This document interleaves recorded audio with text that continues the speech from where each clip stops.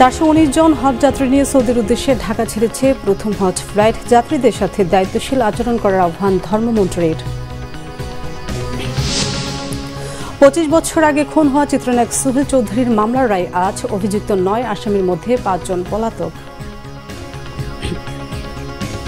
দেখছিলেন বিআরবি কেবল সংবাদ শিরোনাম, এবার বিস্তারিত। শুরু হলো চলতি বছরের হজ ফ্লাইট। বৃহস্পতিবার ভোরে 419 জন হজ যাত্রী নিয়ে জেদ্দার উদ্দেশ্যে ঢাকা ছেড়ে গেছে প্রথম ফ্লাইট। শাহজালাল আন্তর্জাতিক বিমানবন্দরে হজযাত্রী পরিবহনের কার্যক্রম আনুষ্ঠানিকভাবে উদ্বোধন করেন ধর্মমন্ত্রী ফরিদুল হক খান। এ সময় তিনি হজযাত্রীদের সাথে দায়িত্বশীল আচরণ করতে সংশ্লিষ্ট সকলের প্রতি আহ্বান জানান। গোলাম মইনুল আহসানের রিপোর্ট। চাঁদ দেখা সাপেক্ষে আগামী 16 জুন পালিত হতে পারে পবিত্র হজ। ওই দিন সারা বিশ্বের লাখো মুসলমানের লাব্বাইক আল্লাহুম্মা লাব্বাইক ধ্বনিতে মুখরিত হয়ে উঠবে পবিত্র ভূমি আরাফাতের ময়দান। হজ যাত্রীর প্রথম ফ্লাইটের সময় নির্ধারণ ছিল বৃহস্পতিবার সকাল 7টায়। যদিও সৌদি ইমিগ্রেশন ও লাগেজ ব্যবস্থাপনার জন্য ধর্ম মন্ত্রণালয়ের নির্দেশনা ছিল 6 ঘন্টা আগে উপস্থিত থাকতে হবে। তাই মধ্যরাত থেকে হজ যাত্রীদের কার্যক্রম চলতে থাকে।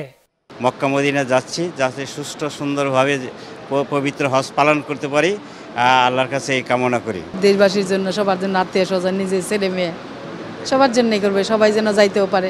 আল্লাহ যেন রহম করে আমরা যাতে সঠিকভাবে এই ফরজ দায়িত্বটা পালন করে আসতে পারি। আমাদের প্রিয় নবী সাল্লাল্লাহু আলাইহি সাল্লামের জন্মভূমি দর্শন করা, দেখা, এটা অনেক ভাগ্যের ব্যাপার। এবার বাংলাদেশ থেকে হজ পালনে যাচ্ছেন 85,257 জন। এর মধ্যে বিমান বাংলাদেশ এয়ারলাইন্স 50% হজযাত্রী পরিবহন করবে।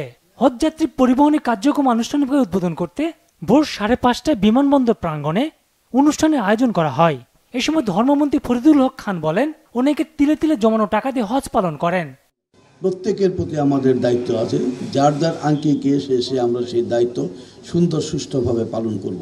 আল্লাহ পাক সেই দায়িত্ব সুন্দর সুষ্ঠুভাবে পালন করার তৌফিক দান করুক এবং সবার দায়িত্বের মধ্য দিয়ে এই হজ সম্পূর্ণ হোক, সুন্দরভাবে সফল হোক, সার্থক হোক এবং আগামী দিনে এই হজ যাত্রীরা তাদের যাত্রাটা শুভ হোক এবং কবিরত হজ হিসেবে কবুল করে সুস্থ শরীরে আবার দেশে আসার আল্লাহ পাক তৌফিক দান করুক। বিমানের ব্যবস্থাপনা পরিচালক ও সিইও শফিউল আজিম জানান, সৌদি আরবে হজযাত্রী পরিবহনে মোট 116টি ডেডিকেটেড ফ্লাইট ও ফিরতি পথে 125টি ডেডিকেটেড ফ্লাইটের ব্যবস্থা রেখেছে বাংলাদেশ বিমান।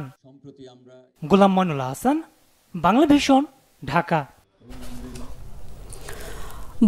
25 বছর আগে চিত্রনায়ক সোহেল চৌধুরী খুনের ঘটনায় দায়ের করা মামলার রায় ঘোষণার জন্য আজ দিন ধার্য রয়েছে। ঢাকার দ্রুত বিচার ট্রাইব্যুনাল 2 এর বিচারক অরুণারাব চক্রবর্তী এ রায় ঘোষণা করবেন। তবে মামলা অভিযুক্ত 9 আসামির মধ্যে 5 জনই পলাতক। পলাতকরা হলেন ব্যবসায়ী আজিজ মোহাম্মদ ভাই ওরফে আব্দুল আজিজ, ট্রাম্প ক্লাবের মালিক আফাকুল ইসলাম সেলিম খান, হারুনুর রশিদ ওরফে লেদার লিটন ও আদনান সিদ্দিকী। এছাড়া আসামি আশিস রায় চৌধুরী, তারিক সাইদ মামুন ও ফারুক আব্বাসী জামিনে আছেন। আর কারাগারে আছেন সানজিদুল ইসলাম ইমন। 1998 সালের 17 ডিসেম্বর রাজধানীর বনানীর ট্রাম্প ক্লাবের সামনে সোহেল চৌধুরীকে গুলি করে হত্যা করে সন্ত্রাসীরা। খুন হওয়ার পরের বছর 9 জনের বিরুদ্ধে অভিযোগপত্র দেওয়া হয়। 2001 সালে বিচার শুরুর আদেশ হয়। ওই আদেশ চ্যালেঞ্জ করে এক আসামি উচ্চ আদালতে গেলে আটকে যায় বিচার কার্যক্রম। পরে উচ্চ আদালতের আদেশে আবার বিচার কার্যক্রম 2022 সালে শুরু হয়। পানির দাম 30% বাড়ানোর সিদ্ধান্ত নিয়েছে চট্টগ্রাম ওয়াসা, অথচ তাদের উৎপাদিত 50 কোটি লিটার পানির মধ্যে 15 কোটির বিল হয় না। পানির দাম না বাড়িয়ে ওয়াসা 30% সিস্টেম লসের নামে চুরি বন্ধের পরামর্শ নাগরিক সমাজের। ভর্তুকি না দেওয়ার সরকারি সিদ্ধান্তের পর দাম বাড়ানো ছাড়া উপায় নেই বলেছে চট্টগ্রাম ওয়াসা। চট্টগ্রাম থেকে নাসিরউদ্দিনের রিপোর্ট, ক্যামেরায় ছিলেন সাইফুল ইসলাম। চট্টগ্রাম মহানগরীতে ওয়াসার পানির আবাসিক সংযোগ ৭৮,৫৪২টি ও অনাবাসিকে ৭,৭৬৭টি। দৈনিক ৩৬ কোটি লিটার পানি ব্যবহার করছে এসব গ্রাহক। সম্প্রতি আবাসিকে 1000 লিটার পানির দাম 18 টাকা থেকে বাড়িয়ে 23 টাকা 40 পয়সা ও বাণিজ্যিকে 31 টাকা থেকে 55 টাকা 50 পয়সা করতে সরকারের কাছে অনুমোদন চায় ওয়াসা। মন্ত্রণালয়ের অনুমোদন পেলেই কার্যকর হবে ওয়াসার সিদ্ধান্ত।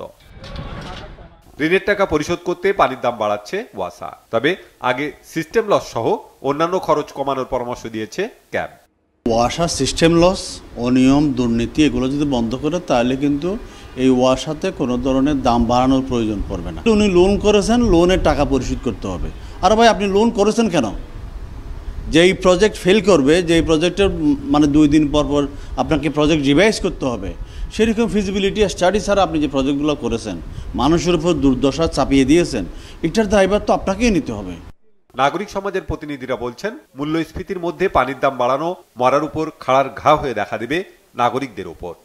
কর্তৃপক্ষ লুটপাট করে খাবেন, 30% যে সিস্টেম লজ নামে চুরি করেন সেটা বন্ধ করলে তো আর দাম বাড়ানোর কোনো দরকার নাই।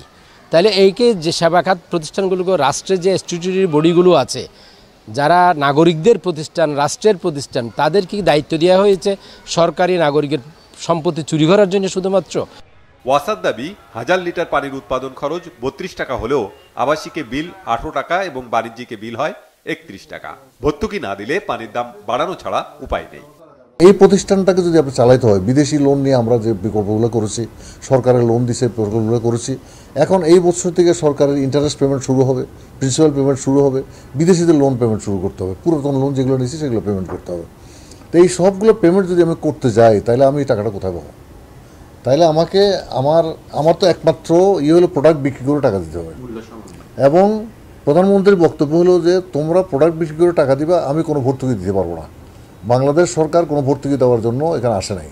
প্রায় 10,000 কোটি টাকা ঋণের বোঝা বইছে চট্টগ্রাম ওয়াসা। তাদের উৎপাদিত 50 কোটি লিটার পানির মধ্যে 15 কোটির কোনো বিল হয় না। এই সিস্টেম লস কমালে গ্রাহকদের উপর চাপ কমবে বলছেন সংশ্লিষ্টরা। Bangla Vision news desk.